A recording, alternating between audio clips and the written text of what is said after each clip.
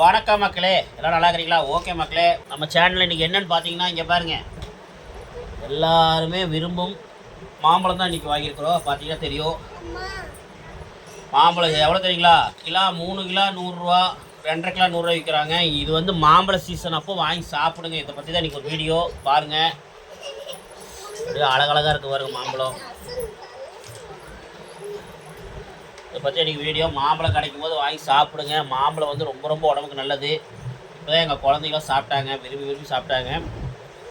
முடிஞ்ச அளவு காயாக வாங்கிக்கிங்க, பழமாக வாங்கிக்காதீங்க. பழத்தை வாங்கினீங்கன்னா பழத்தை வந்து உங்களுக்கு கல் போட்டு பழுக்க வைப்பாங்க, அது உடம்புக்கு கெடுதல். நீங்கள் காயாக வாங்கி அரிசிலையோ இல்லை உங்கள் வீட்டில் எதுலையோ ஒரு குண்டாலையோ போட்டு வச்சிட்டிங்கன்னா உங்களுக்கு பழுத்துரும், சூப்பராக இருக்குது. அப்புறம் பாருங்கள், நாங்களும் காயாக தான் வாங்கியிருக்கிறோம், அருமையாக இருக்குது. நீங்களும் வாங்கி சாப்பிடுங்க. ஒரு சின்ன ஒரு வீடியோ, ஏன்னா இன்றைக்கி சண்டே ஸ்பெஷல். இந்த மாம்பழம் வாங்கியிருக்கிறோம், அதுவாக வீட்டில் சிக்கன் அண்டு மட்டன் வாங்கியிருக்கிறோம். வறுவல் குழம்பு ரெடியாக இருக்குது, சாப்பிட போகிறோம். அப்படியே மாம்பழம் சாப்பிட்டிங்கன்னா இந்த சீசன் அப்போ சாப்பிடுங்க.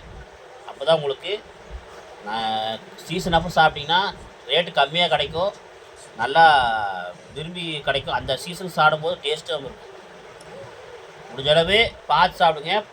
கல்லில் போட்டு பதுக்கி வச்சுருவாங்க, அப்புறம் பார்த்தீங்கன்னா புகை போட்டு பதுக்க வைப்பாங்க. அதெல்லாம் பார்த்து கொஞ்சம் சாப்பிடுங்க. ஓகே, புகை போட்டு படுக்க வச்சது நல்லது தான், இருந்தாலுமே இந்த கல்லாம் போட்டு பதுக்கி வைப்பாங்க, கொஞ்சம் பார்த்து சாப்பிடுங்க. மண் இருக்குல்லங்க, அந்த மண் வச்சு பதுக்க வைப்பாங்க, பொட்டலம் கட்டி. பார்த்து முடிஞ்ச அளவு நல்லதாக வாங்கி பொருள் வாங்கி சாப்பிடுங்க. மாம்பழத்துக்கு சீசன் அப்போது உங்களுக்கு ஒரு சின்ன ஒரு வீடியோ. ஓகே மக்களே, இன்னொரு இதே மாதிரி ஒரு நல்ல வீடியோ சந்திக்கலாம். இது ஒரு சின்ன வீடியோ இன்றைக்கி. பாய் பாப்பா, பாய் சொல்லுங்கள்.